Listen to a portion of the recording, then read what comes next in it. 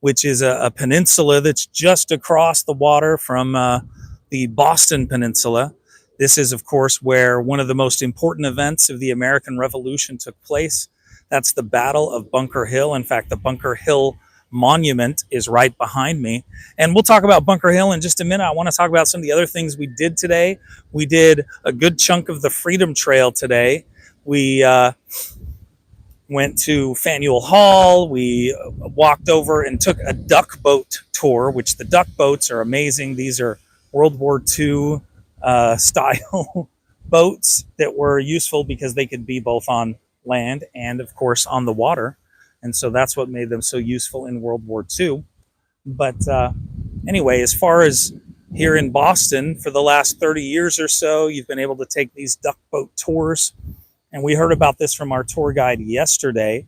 And we also had a little fun incident with it we talked about in the video yesterday. And so we decided, hey, let's do a duck boat tour ourselves, especially because, you know what, the feet, after all these days, they could use a little bit of an easier day. And so the duck boat was great for that. Took us around to see many of the different sites. We got to see, of course, things like the old State House, and we got to see the newer State House, which is still pretty old, but newer than the old State House. And we saw a lot of the other sites, Boston City Hall, which has been voted a number of times the ugliest building in the world. It's kind of ugly. It's that, brutal style of architecture. But anyway, and especially compared to everything else here that's so great. It's not my thing. But anyway, what's cool about the duck boat is after we kind of went through the Beacon Hill neighborhood, that's when we were able to enter the Charles River, which it's kind of a cool thing. You hear about it, but it's cool to actually do it, going from the land into the water.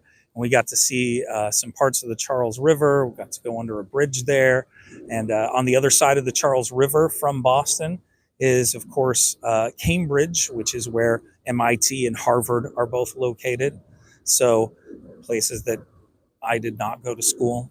But anyway, and then got to come back and have that transition back from the water onto the land. That was kind of a fun little thing, the duck boat, as well as getting a lot of interesting information. Our tour guide was a major Beatles fan. He called himself not Sergeant Pepper. What was it? Private Pepper or something? Anyway, he was wearing a Sergeant Pepper-esque outfit, his garb, and it was just everything he said was a Beatles pun, it seemed.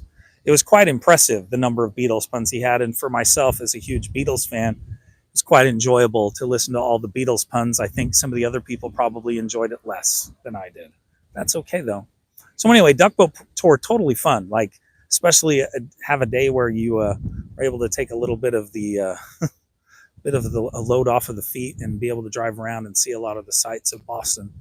So anyway, from the duck boat tour, we continued along the Freedom Trail, and we went to the Paul Revere house. We got to go inside that, and that was really neat. They don't let you take pictures inside, but we did take some pictures from outside, and it was cool to see. They did have some of the actual artifacts and some of the furniture that did belong to the Revere family within the house, and that was awesome.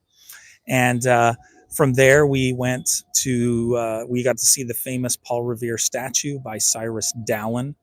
He's a very famous sculptor who sculpted a lot of interesting things. Some of the things that we saw down in Plymouth were sculpted by Cyrus Dallin. And then, of course, the Angel Moroni on the Salt Lake Temple was sculpted by Cyrus Dallin. So great sculptor, and a very famous equestrian sculpture of Paul Revere on his Midnight Ride.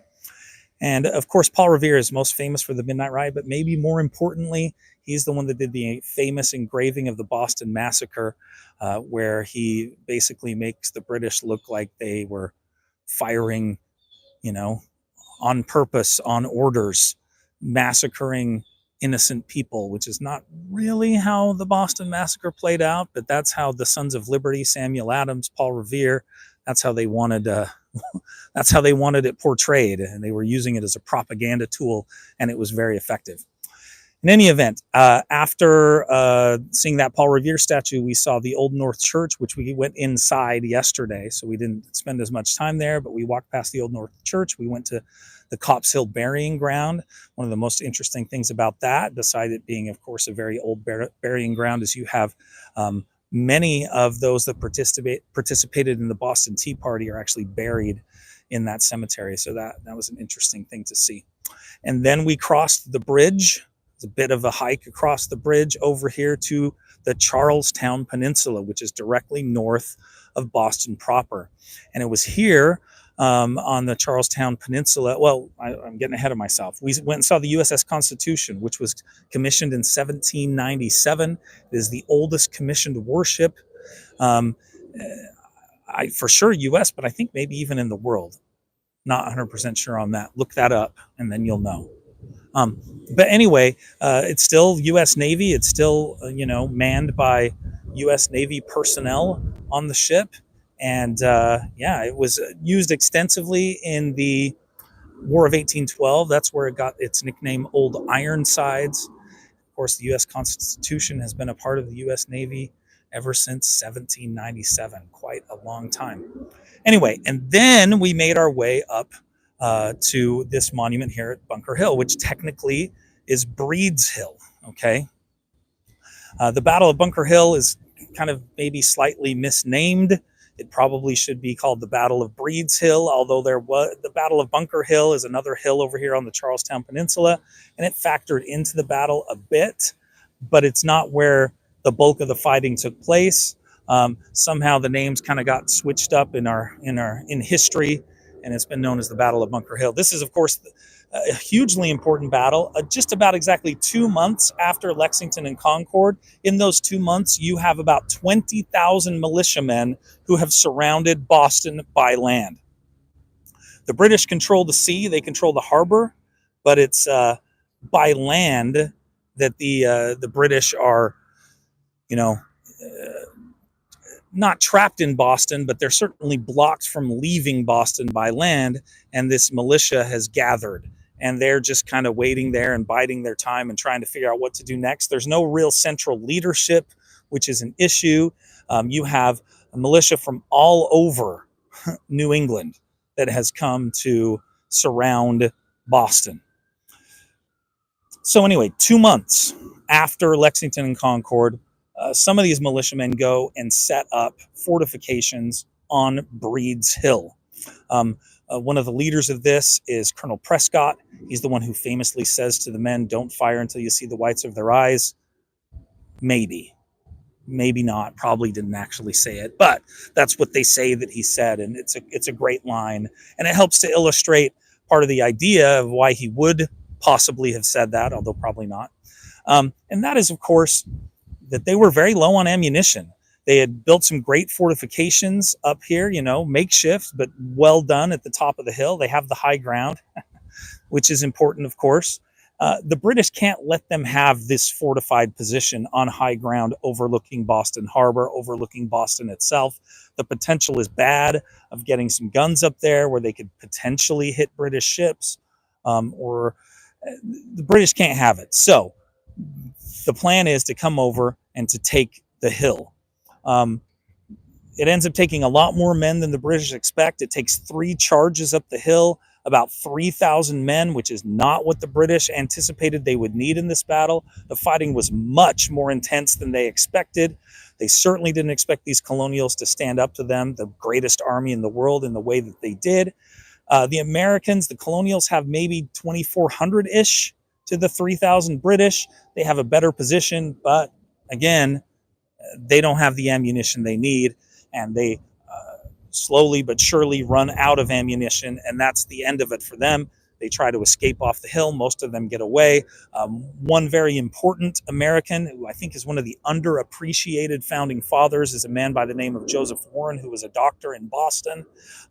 He has been leading a lot of what has happened up to this point. He was instrumental in leading the effort to get the word out to the colonial militias in the countryside for Lexington and Concord. He was a good friend of Paul Revere's, and he was killed, and there was a fight for his body up here in the battle. There's a very famous painting that indicates that. And the story goes that his body was very much mistreated and thrown into a common grave by the British once they took the position up here. And that then his body was that it was identified by Paul Revere, who was a dentist and was able to use his knowledge of Dr. Warren's, you know, dental records, I guess we would say today. That's how he was able to identify his body and give him a proper burial elsewhere. That's, or so the story goes.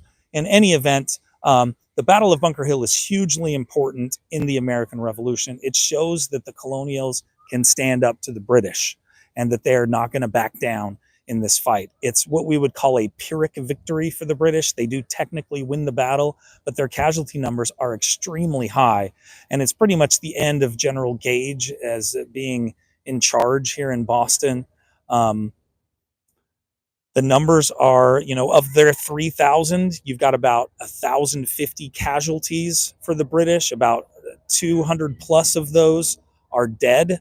On the side of the colonials, it's less than half that number, about 450 casualties, and only just over 100 dead of those casualties. So, yes, it's a victory for the British, but they know, and the colonials know, that one of the main reasons for the victory for the British was just because the colonials didn't have enough ammunition.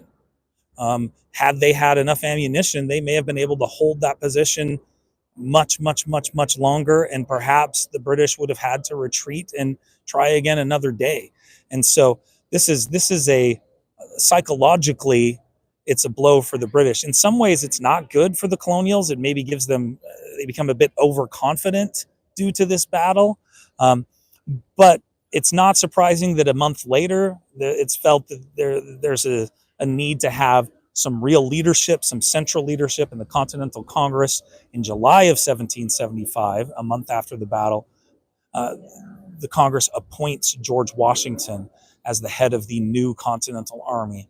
And Washington comes here and has to find a way to organize these 20,000 ragtag militiamen, which is quite a feat. And it's one of the most impressive things that Washington really does as leader, is finding a way to turn this mess that he walks into a real fighting force. And it takes some time. It takes years, really, before they can stand up to a British army on a battlefield.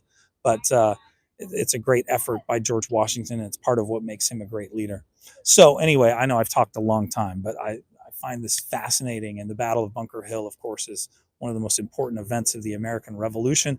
And when you come to Boston, it's the kind of the tail end of the Freedom Trail. Although we did talk about this, maybe it's smarter to start at Bunker Hill and work your way the other way, because then your walk is mostly downhill instead of uphill. Although it's really not bad. It's not horribly uphill. It's not the tallest hill in the world or anything. But this obelisk that was created here, it was actually started in 1825 for the 50th anniversary of the Battle of Bunker Hill. And one of the interesting things is the Marquis de Lafayette was on his famous tour of America 50 years, after the beginning of the Revolution, and he helped lay the cornerstone. Although apparently they ended up moving it to a different spot when they got serious about building it. Where they put the cornerstone, they realized maybe it wasn't the best place for the monument. And then the monument was built. It took 18 years, so it's not until 1843 that it is completed. But some might say, hey, it's just a copy of the Washington Monument, right? That's where you'd be wrong. The Washington Monument is not as old as this monument. And you could really make the argument that it's all just a copy of the Egyptians, because this form here, you see the obelisk is an old Egyptian thing. But anyway, it does look a lot like the Washington Monument, but the Washington Monument's construction began 5 years after the completion of this Bunker Hill Memorial. And of course, it's not as tall as the Washington Monument, but it's still quite impressive, and definitely a sight worth seeing when you come to Boston.